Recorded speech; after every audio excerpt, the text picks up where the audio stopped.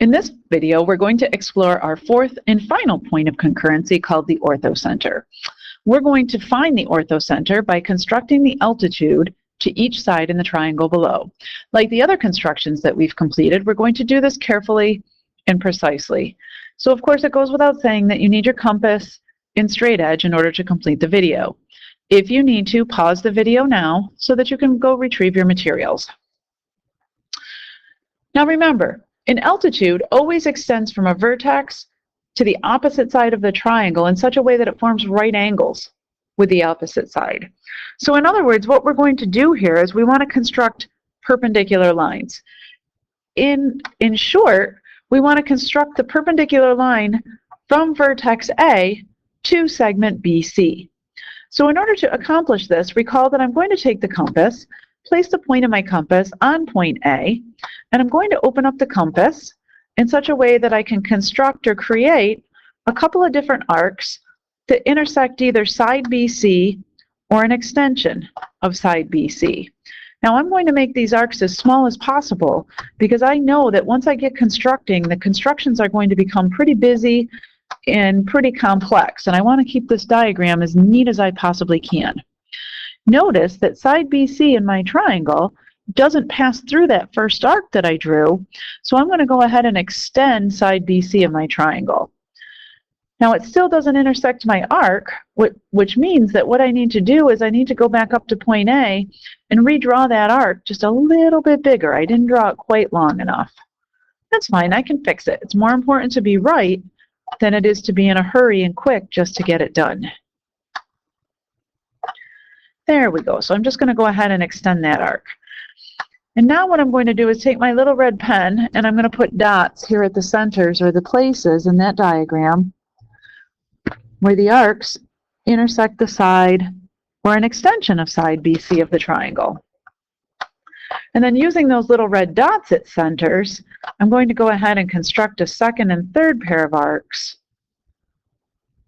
If I want to, I can do these above segment BC as well, but again, I'm trying to keep in mind that I want to make this picture as uncomplicated and as simple as I possibly can. So I'm really going to put the bare number, or minimum number of arcs I need to on the paper.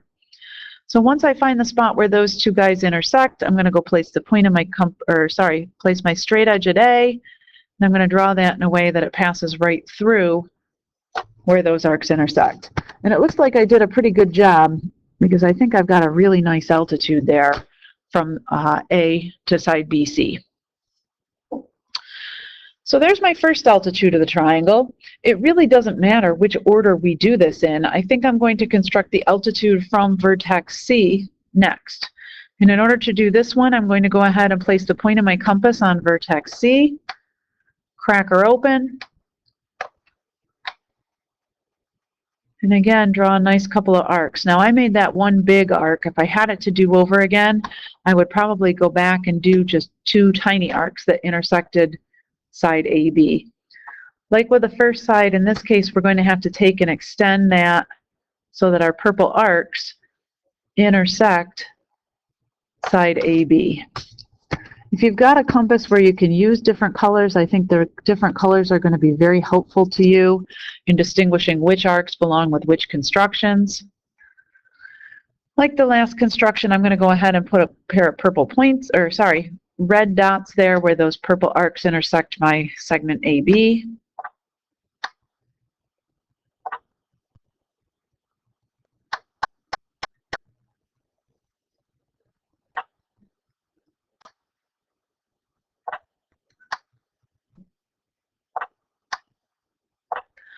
And I'm going to grab my straight edge and I'm going to start at vertex C and draw through the point of intersection of those red arcs.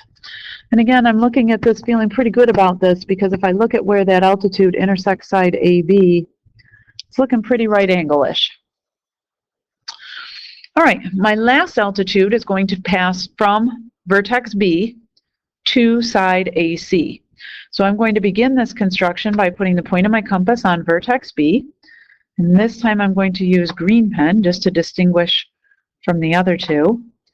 And again, I'm going to draw a nice arc And then I'm going to come over on the other side of vertex C and draw a nice arc. And I guess I made that one big arc. I probably would have preferred two smaller ones.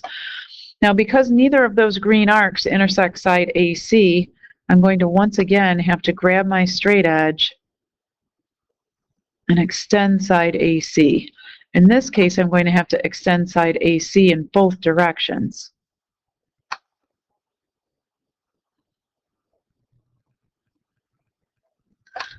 Beautiful. And I'm looking for the spot or the points where those green arcs intersect side AC. So I haven't used blue yet. I think I'm going to mark those points of intersection in blue. And again, I think it's very helpful if you can use different colors to differentiate exactly which points and which arcs you're trying to work with. So if you have colored pencils that'll go into your compass, now would be the time to get those out because you'll find them very, very, very helpful.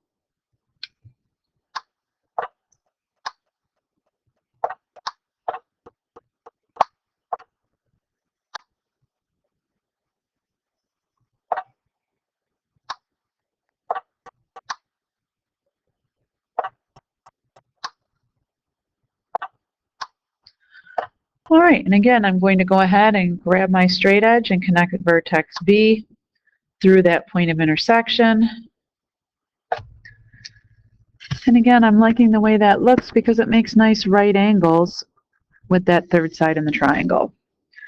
So if I go look at my three altitudes, I would expect that my three altitudes are concurrent. And if I look at that picture, they're not perfectly concurrent, but they're pretty close. That blue dot, that point of concurrency, is what's known as the orthocenter of my triangle.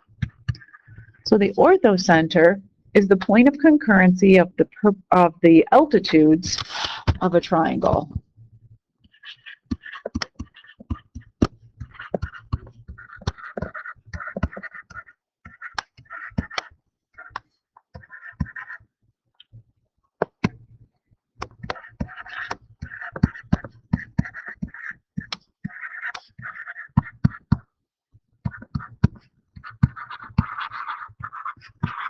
And the thing I like best about the orthocenter, so the orthocenter is the point of concurrency of the three altitudes of a triangle.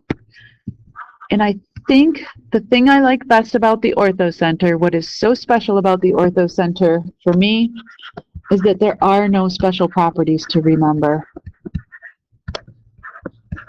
And in my mind, that makes the orthocenter pretty special.